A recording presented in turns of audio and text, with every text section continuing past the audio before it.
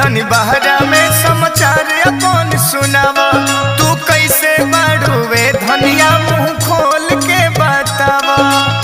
केहू मन रखनी कहे, केहू हमके फेकनी कहे, कुछ कहे हो ऐसैया ऐसैया देवरा मन रखनी कहे, ननदी तो फेकनी कहे, सास कौआ हकनी कहे हो ऐसैया देवरा मन रखनी कहे, ननदी तो फेकनी कहे, सास कौआ हकनी कहे हो।